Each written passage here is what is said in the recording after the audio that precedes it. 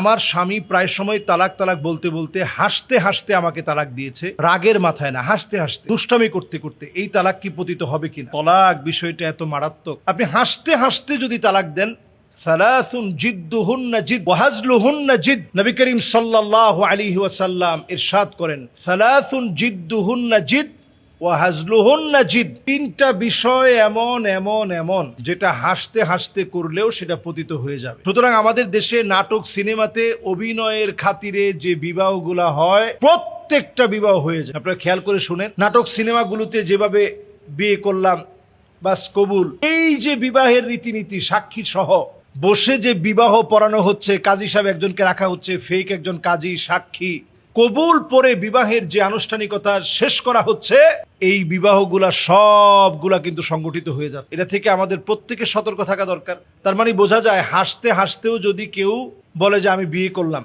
হাসতে হাসতেও যদি কেউ বলে যে আমি তালাক দিয়ে দিলাম, তালাক হয়ে যাবে। আবার যদি হাসতে হাসতে বিবাহের কথা বলে, এটা যেমন হয়ে যাবে।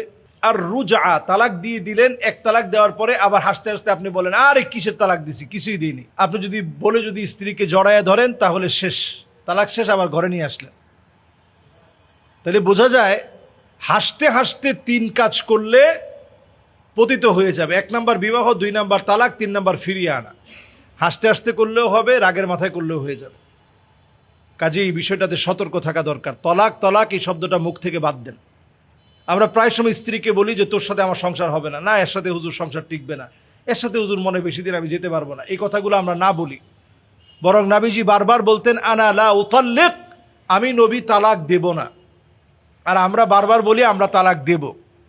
এজন্য আমাদের সংসার ভেঙে যায়। সংসার ঠিক রাখতে হলে স্ত্রীকে বোঝার চেষ্টা করেন, আগে ভাগে সালাম দেন। ফাকান্নাসা রাসূলুল্লাহ, নিজেই ঘরটা মাঝে মাঝে ঝাড়ু দেন, তরকারি কাটার ক্ষেত্রে মাঝে মাঝে পারলে সহযোগিতা করেন, বিছনাটা আপনি ঝেড়ে দেন। স্ত্রী অসুস্থ হলে তার পাশে বসে একটু সেবা যত্ন করেন, সূরা ফালাক সূরা নাস পড়ে ফু দিয়ে দেন। আপনি দেখেন যত পাপিষ্ট নারী হোক, সে আপনার প্রতি বিনয়ী হয়ে যাবে, নম্রতায় মাথা নত হয়ে যাবে, যদি আপনি স্ত্রীর সঙ্গে এই ব্যবহারগুলো করতে পারেন। আল্লাহ তাআলা আমাদেরকে আমল করার তৌফিক দান করুক, আমিন। আসসালামু আলাইকুম ওয়া রাহমাতুল্লাহি ওয়া বারাকাতুহু।